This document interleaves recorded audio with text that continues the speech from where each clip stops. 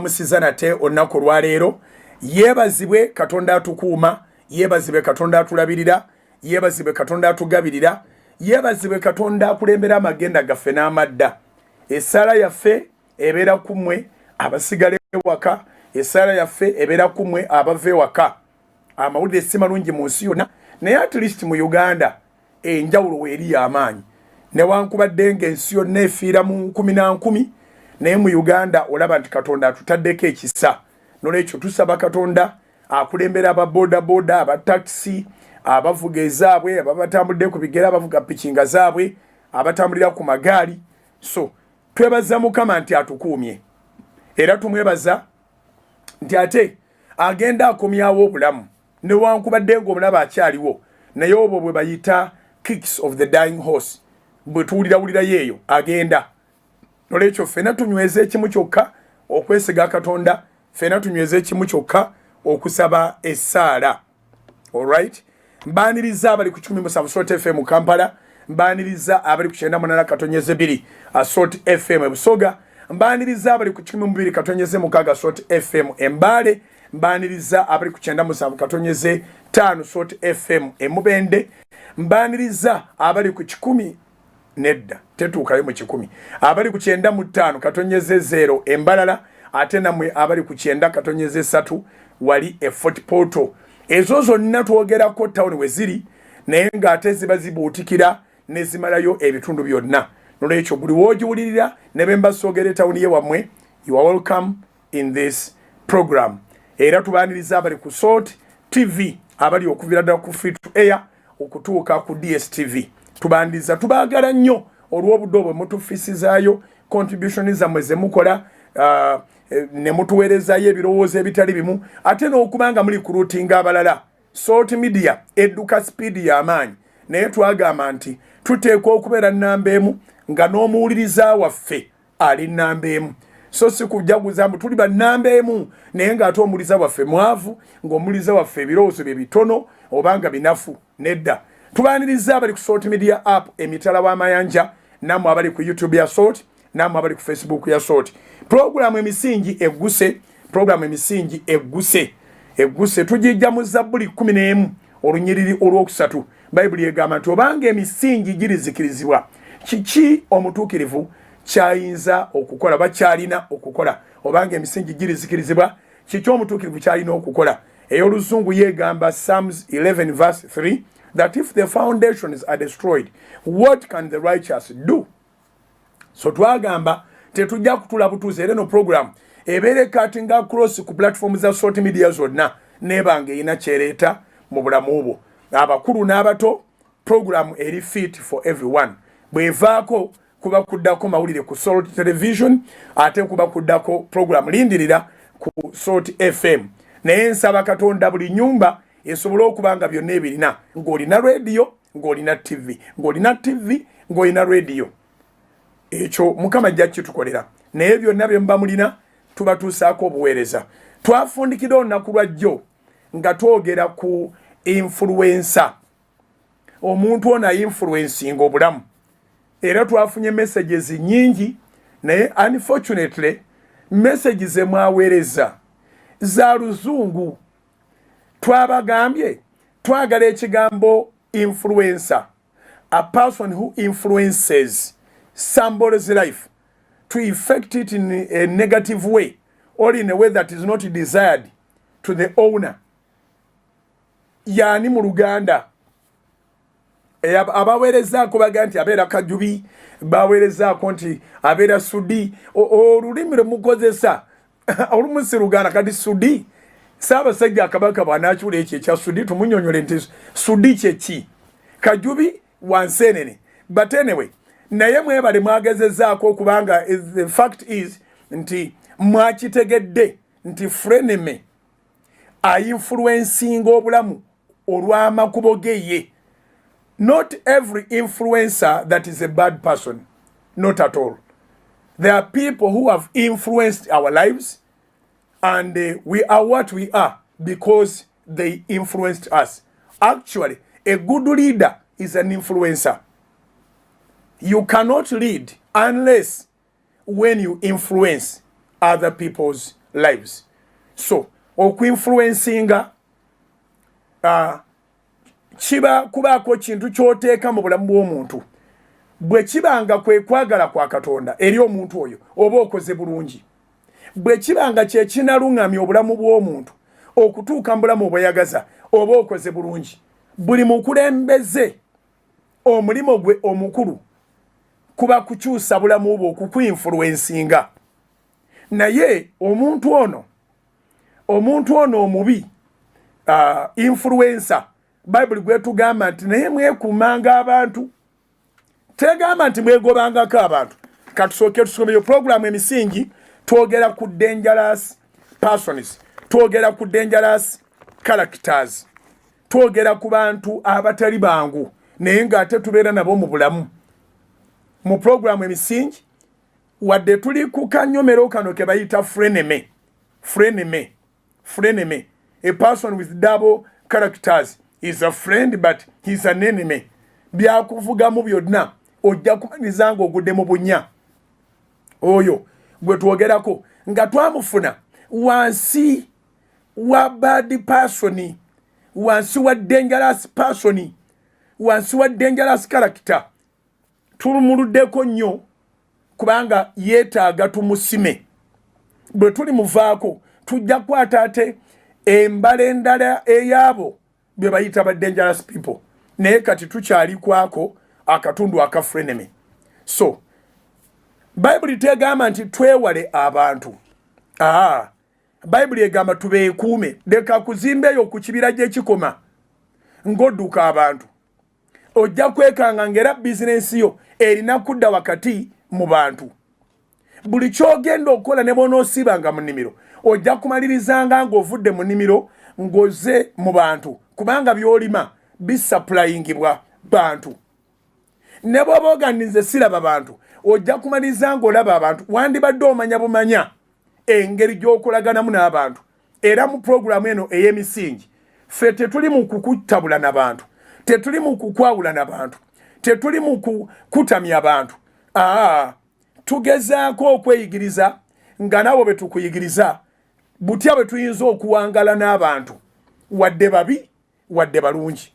Era ne Mukama ffe tagamba nti mwewalenga abantu, kubanga era n'obuweereza bw'atuwa atutuma mu bantu, wabula abantu ba dangerous persons, dangerous people, naye abamanyi era ye yabafunira erinnya lya misege.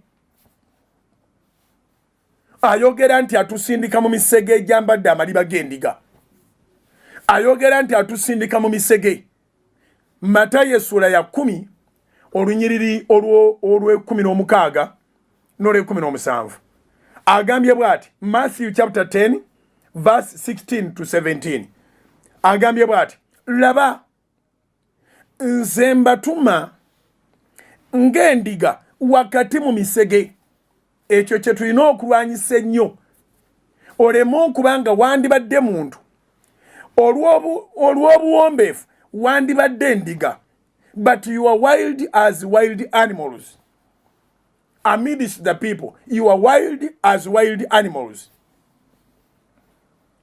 Ng'endiga wakati mu misege.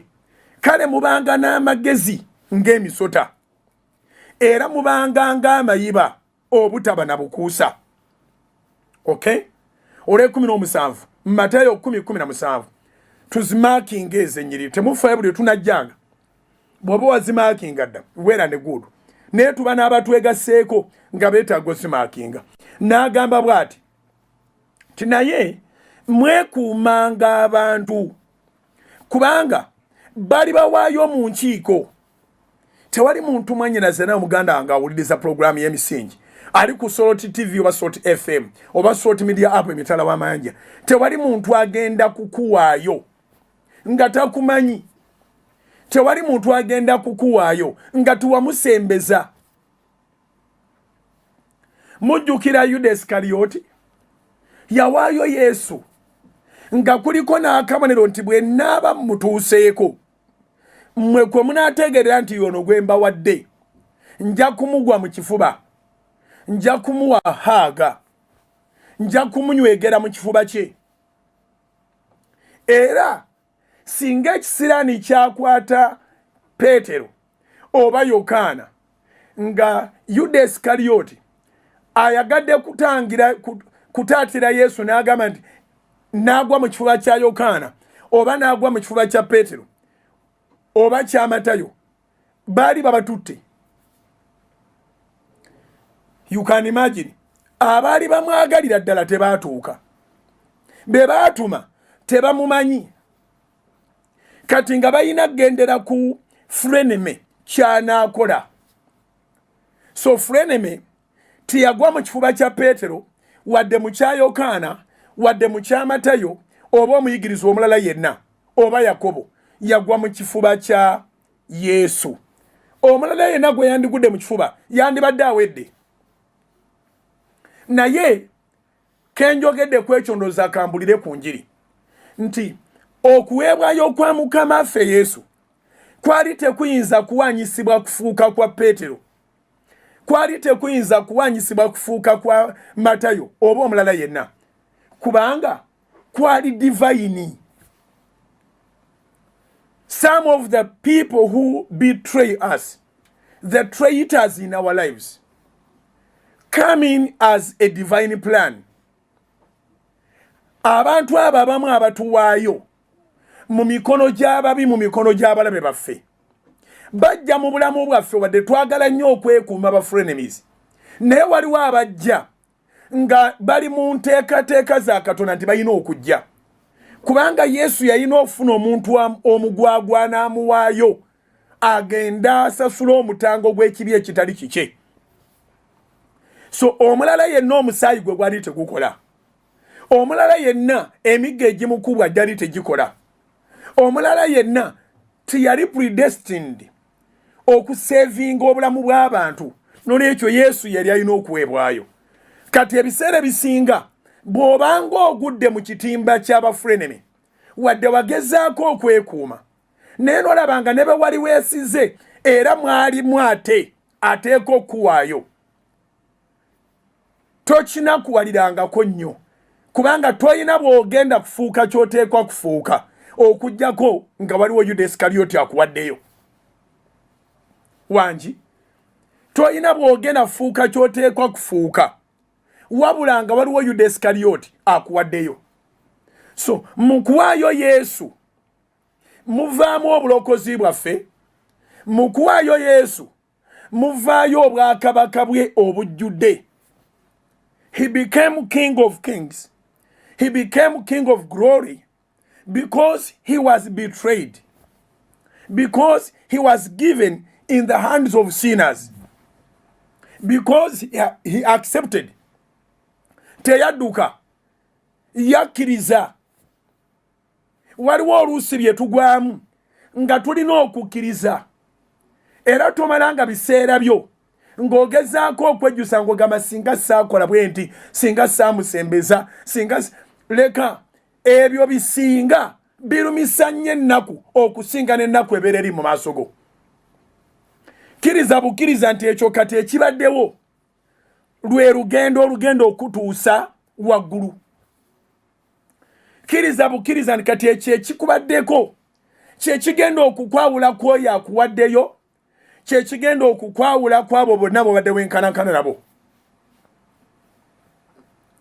Ebintu bye tuyitamu bitwawula, bitutuusa ku destiny yaffe Katonda gye yatuteekerateekera, era abatanabatutuukako byebyo bye babeera batanabakutuukamu nabo. Waliwo koosi omuntu gy'atanabakola, waliwo testi omuntu gy'atanabakola, y'ensonga lwaki temwenkana. Era gwe atali mu kigezo, atali mu kusoomoozebwa teweeyibaala. Wabula bwe twekuuma abantu kituyambako okuba nti tetufuniramu abo abatali ba Katonda. Kwegamba obulabe bukendeera ne tusigaza buli obulabe obuli predestined. Ndowooza kitegerekeka. Bwe twekuuma abantu tubeera nabo ne tubaako engeri gye tubakomya we bateeka okukoma. Ono eyateekebwateekebwa ng'alijja n'akukola obubi olyoke ofunemu obulungi kitegerekeka. Oyo ye ne bw'oba weeziyiza otya tabulwa ngeri gy'akusenseramu, kubanga mu byafaayo Bayibuli teraga nga Yesu bw'aba atandika okulonda abatume nti yatandikira ku Yuda. Naye omuntu asobola okujja oluvannyuma naye nga y'oli agenda okutuukiriza pulani ya Katonda nga ajja kubonyaabonya. Setaani asanyuke naye asanyuke, bamalirize nga kibalidde. Ajja kubonyaabonya, Setaani asanyuke, n'oyo akubonyaabonyeza asanyuke, bamalirize nga kibalidde. Naye okwekuuma kikulu era kya bwa Katonda. Yesu atugambye Matayo sura ya 10 olunyiriro 17 ti naye mwekuumanga abantu kubanga bali bawaayo mu nkiiko. Omuntu agamba nti nsobola omubawa kitegeeza akulina. Wangi omuntu agamba nti awo tabamenya, I will hand him over to you, aba akulina. Abamu tusobola okubasimatuka, abalala tusobola kubasimatuka kubanga bateekebwateekebwa okubeera mu lugendo lw'obulamu bwaffe okutuwaayo tulyoke tulabe ekitiibwa kya Katonda. Abaganda bagamba batya nti akugoba yakulaga ekkubo. So waliwo freneme akuyingira ennyo n'agamba nti agenda kuwaayo, ddala n'akuwaayo, bakama abo ne bakugoba, omusajja n'akukyawa, ebizibu ebitali bimu ne bikubaako, naye nga mu maaso eyo olw'ekyo ekikoleddwa nga kibi leero wangi mwogenda okufunira obujulizi ng'obula okuddayo okunoonya abafrenemies obaga nti mwebale bannange mwakinkolera, naye toyina bwoddayo kubanga era nabo toyina kyobeetaagisa. Naye ate ogulumiza Mukama. E Masaka kye bava ba phrasing ne baga nti akugoba yakulaga ekkubo. Ogenda okwekanga ng'ekyo kye bakoze kye kigenda opening up your future. You understand? N'olwekyo Bayibuli egamba nti naye mwekuumanga abantu kubanga bali bawaayo mu nkiiko. Matayo 10:17. Naye mwekuumanga abantu kubanga bali bawaayo mu nkiiko ne mu makuŋŋaaniro gaabwe bali bakubiramu abeerero naye ng'ayina gy'abironginga. Wangi abeera naawe naye nga si wuwo ng'ayina gy'abironginga. Ebyo mu nsimu ebiri ebimu tutyo byogerako kuba tetubimanyi nnyo ate tebitukwatako, naye okimanyi nti osobola okwanjula mbega ewaabwe era n'osasula ebintu byonna byonna bye baakusabye. Embaga n'ebeerawo ng'esuula n'ebiti, ne muzaala omwana ne muzaala n'omwana owookubiri, naye nga yajja kubega ng'ali naawe naye ng'abironginga walala. Bibaddemu mu nsi ng'ali naawe naye ng'abironginga walala, nga baamukusindikira nga okyalina singo nga mulina okukola okufumbiriganwa kubanga baagala okutega omuntu gw'onoogabananga naye ebirowoozo byo. So n'abeera mukwano gwo nga n'ebyapa obiteeka mu mannya ge na buli kintu kyonna naye nga ali ku mishoni. Ate kino kye mbabuulira nga bulijjo mu njiri. Ne leero kankibagambe nga nkibagamba mu misingi. Setaani talokoka. Nkudiremu, Setaani talokoka. Freneme takyuka. However much musobola okutwala emyaka mingi, aba akyali ku mulimo gwe ogwa secret service. Aba akyali ku mulimo gwe. Era buli lwe yeenaanika n'atambula bw'ati aba agenze eri gy'abironginga. Yuda Iscariot bwe yagiranga bw'ati olowooza agenze kola shopping, kumba agenze kusisinkana n'Abafalisaayo n'Abasaddukaayo, naye tagenda nga program tagifunye, agenda program agirina. Buli ssaawa Yesu w'abeera Yuda yabanga amanyiwo, era agenda okuva okulya omuwendo gwonna ogw'okutunda Yesu. ng'amanyi Yesu gyali n'abayigirizwa era tebagenda waka bagenda eri gye yali asabira. Omulabe wo ayagala okumanya byonna ebikwatako, including all the programs of your life. That is why he can even get in your plans to influence, n'akyusa ebikuyamba n'akuwamu ebitagenda kuyamba, n'akyusa n'akugirawo ebikuzimba n'akutera ebitagenda kuzimba, ne weekanganga mu buli ngeri yonna kati si gw'okyali mu nkata. Kye twafundikiriddeko jjo nga tubuuza nti okyali gwe, okyali ku mulamwa, okyali ku original plan, bye wapulaninga okusooka byebyo, oba waliwo omuntu eyabuukira wakati awo n'alabika nti yakuwugula kati ye mugezi wo, yakutegeerera, akuinfluencinga, asobola okugyamu abantu bonna mu bulamu bwo, asobola okuyingiza mu baba yagadde okuyingizaamu, and so forth and so on. So bw'olaba nga tokyali steady mu original plan yo, weetegereze abakwetoolodde ani ainfluencinga obulamu bwo. Abuinfluencinga lwa bulungi oba abuinfluencinga lwa bubi. Kati Mukama ffe n'atugamba nti mwekuumenga abantu abakusanga mu lugendo. Abooluganda, ennaku zino tuli mu kugabana ku kitabo kya Luka Essula ey'ekkumi. Omusajja eyali ava e Yerusaalemi ng'agenda mu Yeriko, wakati awo n'agwa mu batemu, ne bamuba, ne bamwambula, ne bamuleka nga bamusudde ng'abulako katono okufa. Kabona bwe yamutuukako n'amwebalama. Omusamaliya omulungi ye yamuyamba, naye Omuleevi ne kabona tebaayamba. Mu lugendo lwonna kye ŋŋamba mubeeramu okugwa oluusi mu bantu ababi. Actually teri lugendo lwa kuyiringita buyiringisi. Bwe njogera ku frenemy gwe toyinza gamba nti nze ndi exempted. Toli exceptional rather. Tewali muntu ali exceptional ku kye bayita frenemy. Omulaba agezaako nga bw'asobola misana na kiro okuyingira mu bulamu bwaffe. Abamu n'obategeera, abalala bazibu nnyo okutegeera. Naye tuli mu kujjayo obumu ku bubonero bwabwe obutera okubalabisa. Kati akamu ku bubonero bwabwe namba kati gye nkuyigiriza kwe kuba nti bakukyusiza pulaani zonna. Bwe luba lukuŋŋaana lwa njiri ne balukyusa, olwabadde olw'okuvuba emyoyo, olwabadde olw'okukuŋŋaanya abantu ku lw'ekitiibwa kya Mukama, ne lufuuka lwa kusolooza ssente. N'omaliriza ekigendererwa tokiriiko, ng'oli ku kintu kirala, ye n'agenda nga yeewana. Setaani amanyi byonna eby'amaanyi n'eby'amagezi bye tugenda okukola, abimanyi, naye tamanyi bw'abiyimiriza, wabula okufunayo abantu bakuwendulira bagende nga bawa amagezi ku ebyo by'ogenda okukola bisobole okufunamu obukyamu.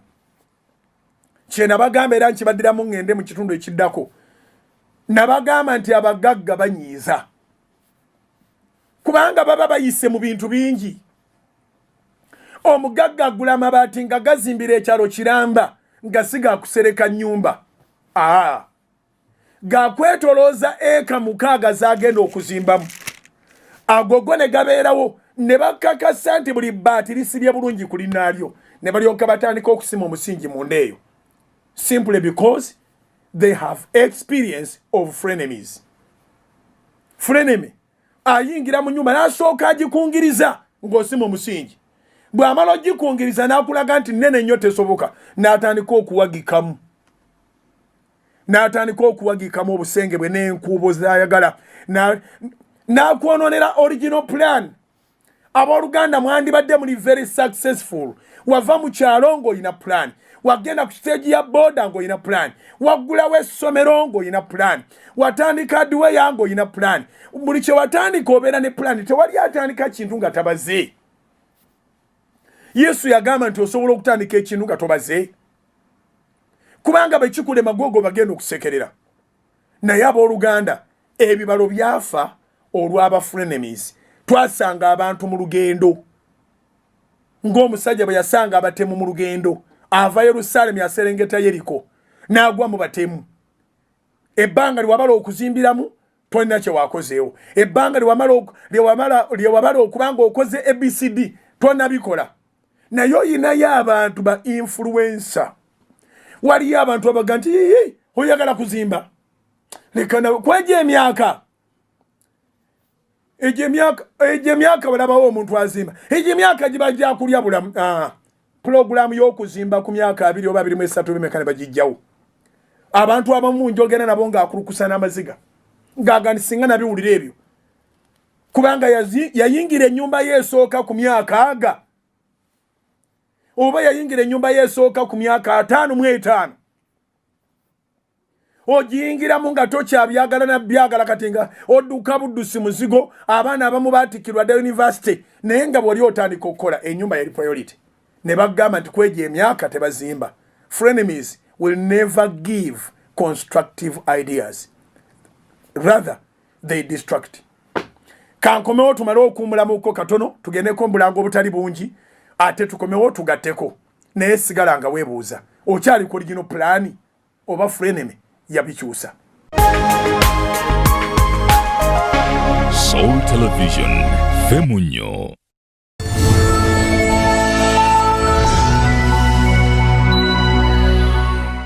Aboluganda Mukama ffe ebazibwe, erinnya lya Mukama ffe lyebazibwe era lyebazibwe nnyo nnyini. Twagamba nti okusinzira Mukama byatukoledde ne waatuyisizza ate ne waakyatuyisa. Oba oli mulokole oba toli mulokole ogwanidde okwebaza Katonda. So tugamba nti Mukama yeebazibwe nga tuli balokole abalokolebwa Mukama ffe Yesu. Era ne tugamba nti Mukama yeebazibwe kubanga ye Katonda babalina omubiri bonna. Nolwekyo mbebalizaako Mukama. Yeebala abakuumye, yeebala abalabiridde, yeebala abalwaniridde, yeebale atuteeredde emmere ku mmeeza okuva lwe twayingira mu kusoomoozebwa okwali kuteetegekeddwa, naye ye n'alaga nti bulijjo amanyi ebinaabaawo kubanga ye Katonda amanyi enkomerero ate ku ntandikwa yaayo. Olwaleero nno nzize mu maaso gammwe ng'ensonga ezindeese tumaze kuzikkaanyaako. Tutudde mu kuteesa kwaffe ng'abasumba ba House of Prayer Ministries International ate n'abakadde b'ekkanisa. Ne tubaako ensonga enkulu ezibadde zitutomera ze tuteesezaako. Nti mmwe mwennyini gye muli abasinga obungi mubadde mukuba amasimu nga mwagala okumanya nga mumaze okuddamu okukola ate nga church zirabika nti zo tezinnaba kubeera active. Mukole mutya ku bimu byammwe by'ekkumi, mukole mutya ku biweebwayo, mukole mutya ku bweyamo bwammwe, mukole mutya ku buwagizi bwammwe. Abaagala Salt Media twebaza Katonda siffe ayi Mukama, naye erinnya ly'Omukama lye liba ligulumizibwa nti okuva embeera eno lwe yatandika tutambudde emyezi gyonna nga tetusabanga kintu kyonna, naye ng'ate saavisi tugiwayo mu bujjufu bwayo. Twagamba nti obanga mukozesa akatono ke mulina naffe katulwane, katugume, katwenyweze tukozesa akatono ke tulina. Newankubadde nga bye tukola tebyatusobozesa ate kukendeeza bisale. Bw'oba osasula layisinsi za radio, bw'oba osasula layisinsi za TV, amafuta, intaneti, ate byo tebikusalirako nti kubanga embeera weeri. Naye tulwanye okulwana okulungi okw'okukkiriza. Tubeebaza olw'okutusabira, tubeebaza olw'okutwegayiririra, tubeebaza olw'okubeera mu maaso ga Mukama ku lw'obuweereza buno. Naffe bwe tuweereza tuba naye tuyimira nitugambe naye Mukama si ffe, naye waliwo abantu ddala abayimiridde tusobole okutambuza obuweereza buno. Kale abaweereddwa omukisa ku Salt FM zonna 6, abaweereddwa omukisa ku Soul Television okuva ku free to air paka ku DSTV, abaweereddwa omukisa nga musinziira emitala w'amanja ku Salt Media app, ababeera ku YouTube ya Salt ne Salt Facebook.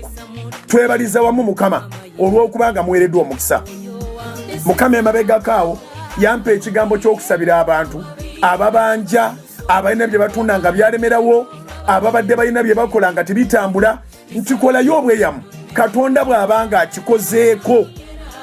Omugambe Mukama nange mu Salt nfuniramu omukisa, njagenda ku Salt nkole contribution.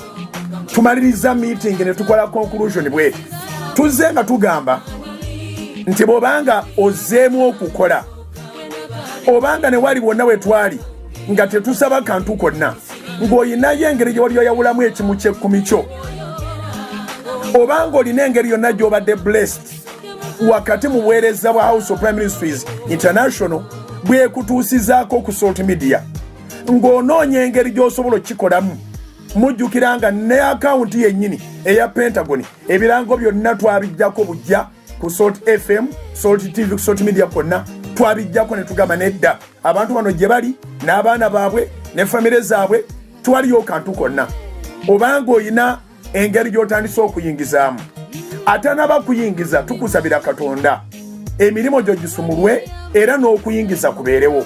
Naye Mukama bw'abanga gwakukubidde ekkubo nga olina kye watunda wakola obweyamo, oyinza n'okuba nga toli member wa House of Prayer naye ng'ate oyagala obuweereza buno bugende mu maaso, bw'okuba tooki bw'oti olaba nga tuweereza Katonda n'obwesigwa mu maaso go ne mu maaso ge, ng'oyagala kukola contribution. Tuvuddeyo n'abakadde b'ekkanisa n'abasoma ne tugamba nti akawunti namba tuzibawe, si masimu, akawunti namba, nga tugenda bajjukiza akawunti eya Pentagon, kubanga eya Pentagon osobola okuweererezaako ng'osinzira ku simu yo.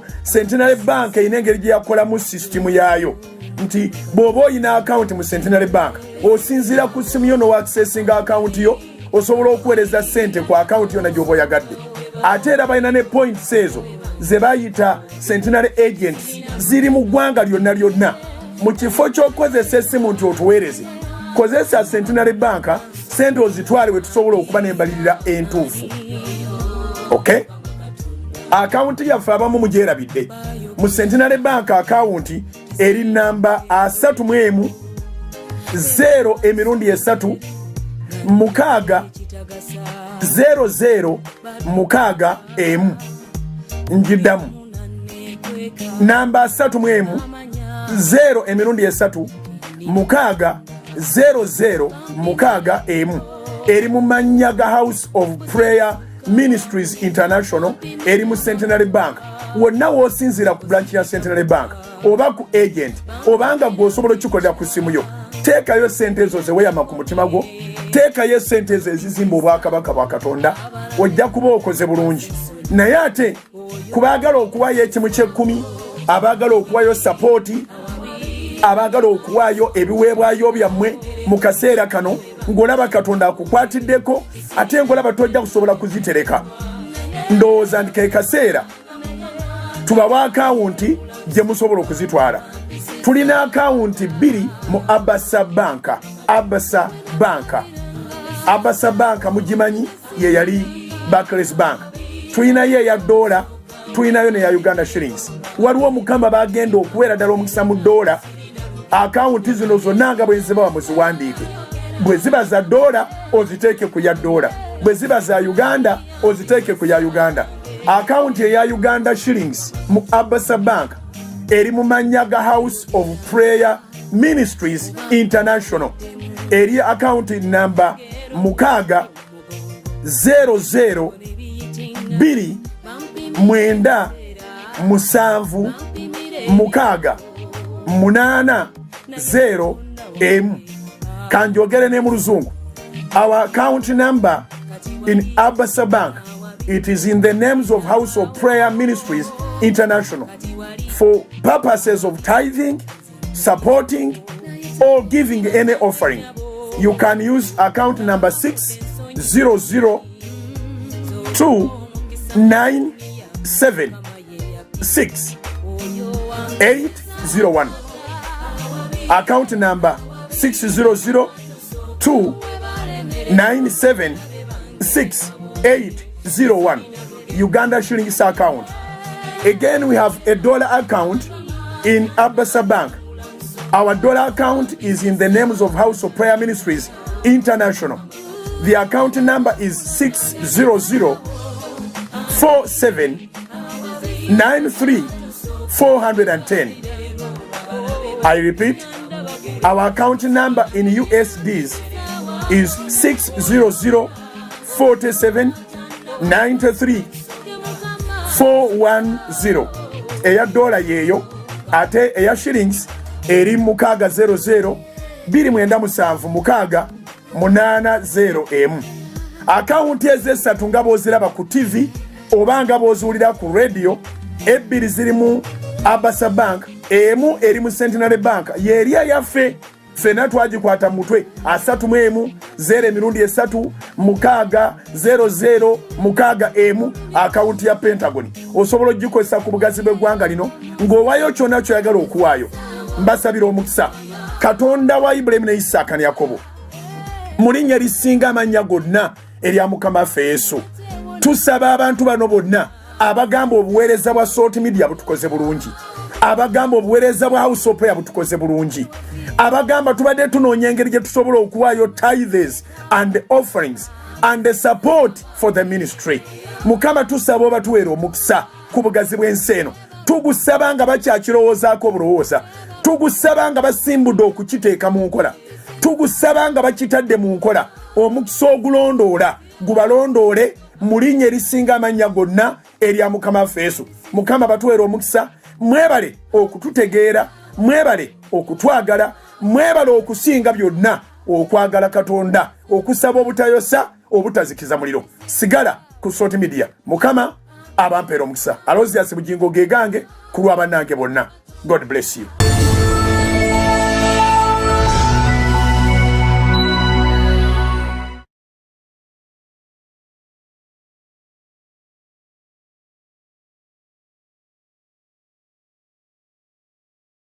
Abantu bukomansimbi mwanguwa muwulire gano muwulire gasanyu anti mama kibeera asonze bukomansimbi disitulikiti kuluno tuli bakukiyonka tukutira ddala ow'ekitiibwa Florence Natwala Kiyingi azakiikirira bukomansimbi disitulikiti mu palamenti ng'omubaka omukyala bannange kigenda kusukka anti tumulabyeko byakoledde eggwanga byakoledde ensi yaffe oba kuluna ab'ebukomansimbi anaatukola atya enkulaakulana agireese abalimi tumwesunze abalunzi bannabitone n'abalala bonna tuwanirize maama kibeere Woman MP bukomansimbi district ngonna ow'ekitiibwa Florence Natwala Kiyingi.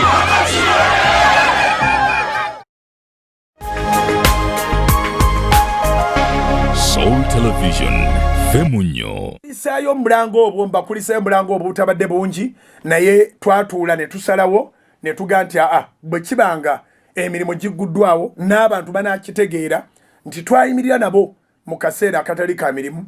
Ndowooza kati kiri feya okuggulawo amakubo omuntu mwasobola okontributingira n'okubanga awagira obuweereza okubanga ebintu bino tubitambuza. Nolwekyo bw'oteeka ssente zo mu Salt Media ng'akalango bw'okawulidde, kyonna ky'okola mu buweereza buno nga kiri financial, ne bw'oba otusabira ssaala yokka obeera otadde watuufu kubanga tukola omulimu gwa Katonda. Okay, we tukomye wali tubadde tugamba nti okyali ku plani yo abantu bakaaba amaziga, ennyumba baziyingidde nga tebalina n'amaanyi galinnya madaala. Kalina gye wandibadde ozimbira ku myaka 3 ogizimbidde ku myaka 65 ng'olina kusula wansi, naye nga tewalina plani, ng'olina plani A, plani B, plani C, ennyumba nga bwe zinaagoberegana n'omaliriza nga bakukyusiriza plani. And I don't know why, I don't know the kind of the anointing that those people have, kubanga bawulirirwamu nnyo n'okusinga maamawo, bawulirirwamu nnyo n'okusinga taatawo. Abantu abo ba frenemies bawulirirwamu nnyo n'okusinga omwamiwo, ba frenemies bawulirirwamu nnyo n'okusinga mukyalawo. You understand? Bawulirirwamu era kye basinga okukola obulungi kwe kukugobako abantu abalala bewandibadde owuliriza. So frenemies bwe twali tukula eri yawaffe Masaka, abakadde tebamanyanga bigambo bino gye bigenda nti waliwo n'ekibayita frenemies, naye n'olwaleero abazadde bakyagaana abaana ebiguruupu. Abazadde bakyagaana abaana ebiguruupu. Kyenzikiriza nti abali ku programu y'emisingi ku radio ne ku TV ne wonna we muli ku bugazi bw'ensi eno, eno radio teyina gyekoma, media eno teyina weekoma. Naawe ojjukira engeri gye bayigamu sigala. Ddala olwanya okuva ku sigala. But somebody influenced. Waliwo yakugamba sikako. Waliwo gurupu gye walimu. Peers peer pressure n'oyiga omwenge abamu olwanagana n'emize olwabo be wali toyinza kugambibwako nti baveeko ng'olaba their friends but they were frenemies. Abaana bagwa ku mwana ow'obuwala ne bamusekerera ne bamwaisoletinga nga bamwaisoletinze lwaki kubanga ali virgin. They don't deal with fools.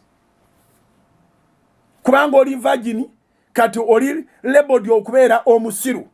Virgin at that age. Virgin kati ate obwongo buno obuto toyina bwogamba maama nti tebaagala kunteeka mu discussion group, tebaagala kunsembeza kubanga ndi virgin. Toyina bwogamba taata, toyina bwogamba abantu abandi badde bazimba obulamu bwo.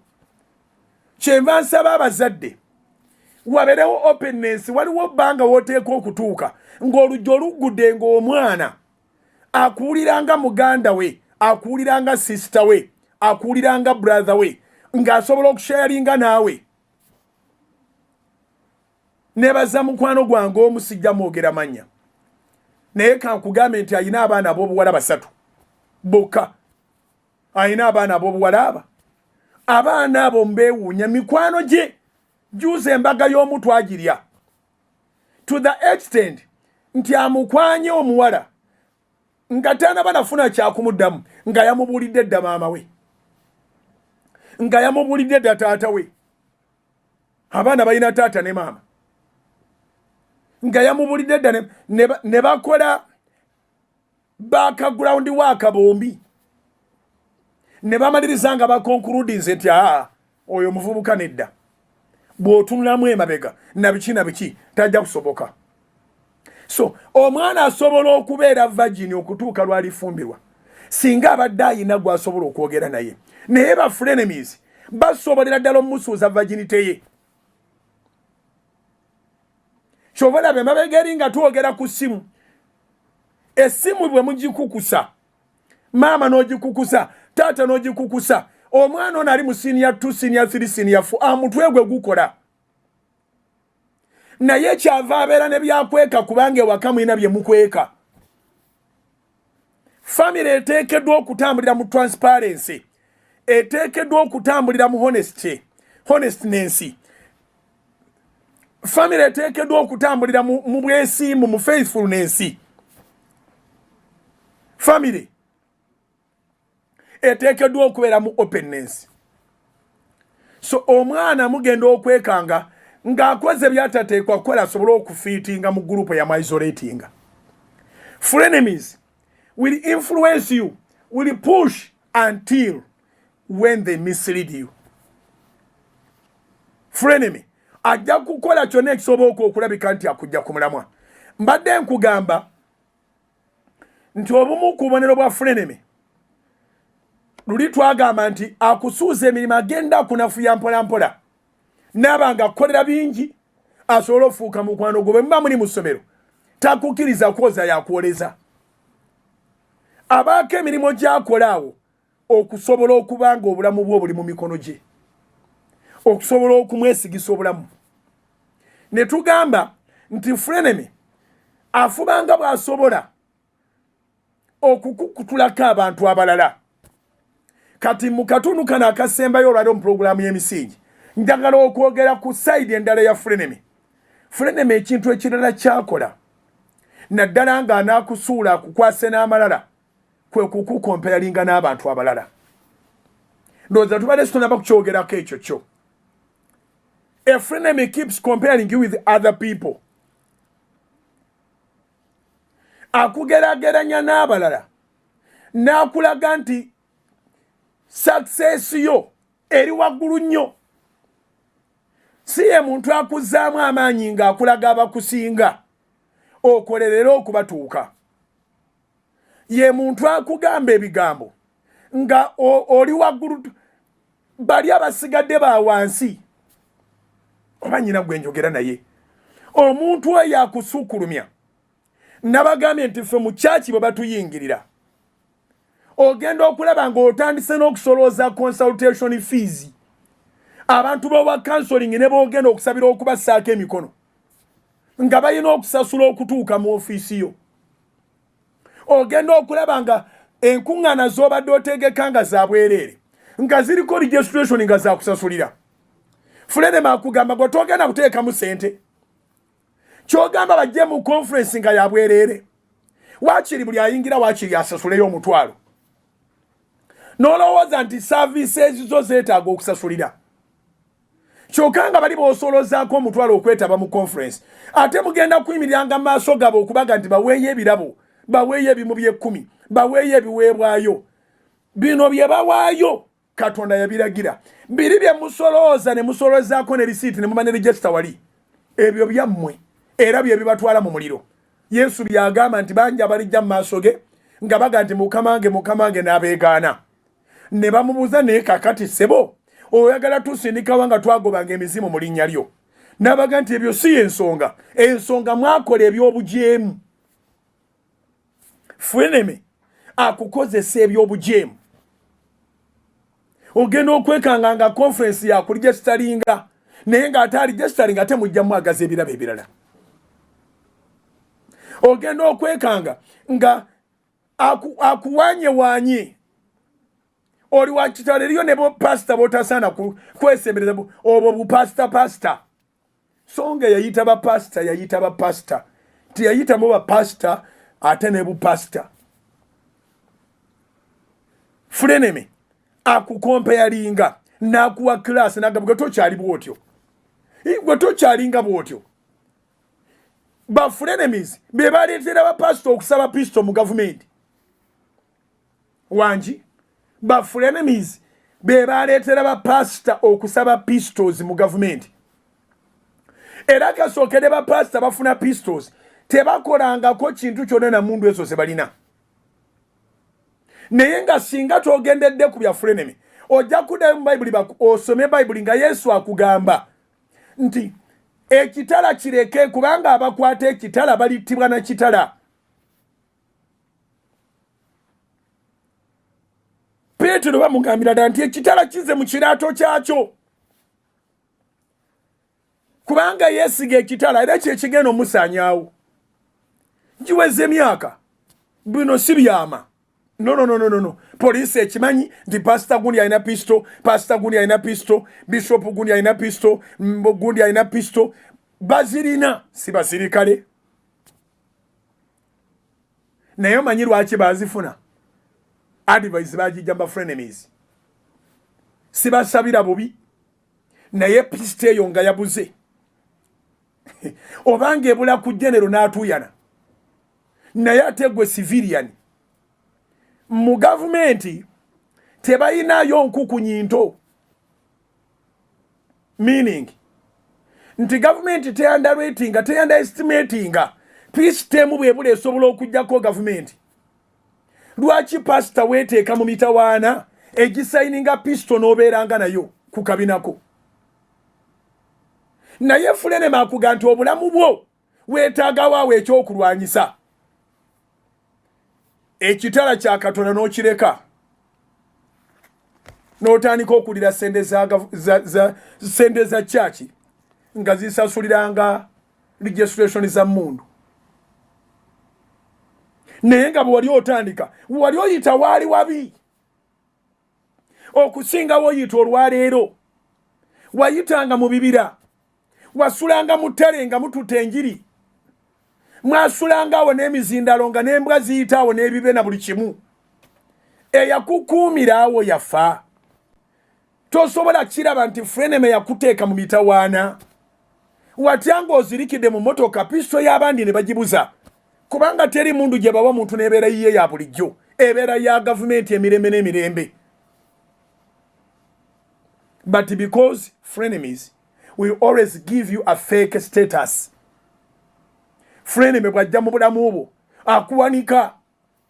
Gwe tolinga abalala, gwe tolinga bali. Gwe tolinga bali, gwe toli bwoti. Naye nga tagama toli bwoti nti akuinspiringa bweyongereko waggulu. Akuwanika buwanisi n'akulaga nti abasigadde bonna balengezi. Ba frenemies bwe batyo babeera. Njagala otandika obalowoozaako. enkya nja kujamba we frenemy omu eyayingira mu buweereza bwa Mukama obwali budduka speed n'akwata omuweereza n'amukwata emikono n'amukwata amagulu n'amukwata obwongo n'amukwata emimwa n'amukwata amatu n'amukwata buli kintu kyonna naye nga bw'oba omulaba olaba nga atali mukwate naye amawulire amalungi omuweereza oyo yakizuula oluvannyuma Katonda yamuyamba n'amubikkulira n'alaba nti yakwatibwa. Abooluganda essimu tezizitowa naye frenemy akugamba nti essimu tesaana kukuggukirako. Essimu eteekeddwa okuba nga eriko omulala agikwata. Abamu muyina layini y'abantu bataano abakwata essimu n'eryoka ekutuukako. Bapasita bannange be ŋŋamba nammwe abasuubuzi bizinesi gy'oteenyigiramu direct ne batandika okulaga nti gwate osaana kufuna ebintu nga biri filtered nnyo. Waliwo abalala ababiyiseeyiseemu edda. Eyo emirimu gye gifiira, eyo contacts gye zifiira, eyo connections gye zifiira, eyo abazze okulabula gye bakoma. Ojja weegendereza abantu abo bakwata amasimu ekibuuzo kyabwe kiringa kye baatendekebwa. Halo, obadde omwagaza ki? Obadde oyagala mugamba kikati ate bemano kikugamba ate mba ngenda mugamba kyaki? Gwayagala nkikugambe ye. So weekanga abadde agenda okujja ku leve eyo ogenda ku leve eddako akomyawo kubanga ate taata ke nkubulire nawe maama mwanyinaze muganda wange mukwano gwange omuntu anaakuyamba tayagala interrogations tayagala bibuuzo bingi era bw'oba ogendedde ku sayidi ye abeera mukkakkamu. Bw'akuba essimu nadda mu bibuuzo ng'agivaako ng'addamu ng'akuba kubanga muli aba ne conviction. Bw'akizuula nti era tewali afaayo ng'agivaako ekivaamu nga gwakuviirako ddala. You can miss out opportunities because of being deceived and influenced by frenemies. Kisobokera ddala. Ebintu ebirungi byonna Mukama byakutegekedde mu mulembe gwo ne bikuyitako olw'abantu abajja mu bulamu bwo okukulowooleza, okukutegeerera, okukutambulira, okukukolera by'oteeka okwekolera kubanga essimu lwaki togyekwatira? Essimu lwaki togyekwatira? Omuntu oyo gw'okwasa essimu omulala, abantu abaakuwa amasimu olowooza balina interest mu kumuwa essimu zaabwe, naye okimanyi nti tewaliwo omuntu alina ssimu yo nga yazikwata ng'oyinamu essimu gy'olina omwo gy'atalina. Bayibuli kyevudde etugamba mu Mateyo 17, Mateyo 10:17, Matthew 10:17, tinaye mwekuumanga abantu kubanga bali bawaayo mu nkiiko. Omuntu anaatuuka ku ddala ly'okukuwaayo amasimu go aba agalina. Twabagamba wali nga tukyayogera ku masimu ti omuntu akwata ku simu nadda mu settings n'adaivatinga essimu yo n'agikuddiza nga buli mboozi gy'olina naye agirina. Bwe bakkubira apiikinga n'oyogera byonna n'abitegeera. So weetaagisawo okwegendereza, weetaagisawo okwekuuma. King James yegamba nti beware of people. Mwegendereza abantu. Nolwekyo olaliwo njagala otandika okulowooza ani oyo yatandika okuwanika. Oli wakabi abamaani musajja waffe waliyo n'abannabyabufuzi kemba nfundikira nako abagenda okwesimbawo nga naawe okimanyi bulijjo okimanyi tosobola kuwangula. naye ba frenemies ba influencers buli lwe bakwetoloola babanga bakugambe nga n'okulonda tekunnaba chairman w'electoral commission agenda kulangirira. They are looking for your downfall. Naye bwe wali otandika supermarket omugenda okuva sente zigenda by'obufuzi, bwe wali otandika emizigo gyo, bwe wali ozimba apartment, any channel that gives you money, any business or investment that you put somewhere to help you to live a good life, to have a future, in your plans, did you plan to become a politician? Ekibuzo nkikulekedde tibasika bantu kubatwala mu bya bufuzi byokka, babasika nga babajja we zibadde ziviira ne bakulaga nti baleese channel endala egenda okwongerako, naye ng'ekituufu kiri nti eyo yentandikwayo ey'okukka mu kinnya ekizibu okuvaamu. Emisingi gy'olero ngikomezaawo erowoozeemu naddala gwagenda okwesimbawo, era olunaaba okuggulawo ligikumakya bajja bwa batuuse. Honorable nga tonnabaako nabo wabadde you are honorable according to the frenemies. Bajja kuwa buli kitiibwa ky'oyagala. Yes, frenemy mama ajja kuwa buli kitiibwa ky'oyagala. Emisingi gikomyawo olwaleero, naye kyenjagala okujjukiza nti olwokutaano luno lwennyini tugenda kuba ne night prayer. Ffe tituwumula. Olwokutaano tulina night prayer egenda kusulako ku Salt FM, Salt TV.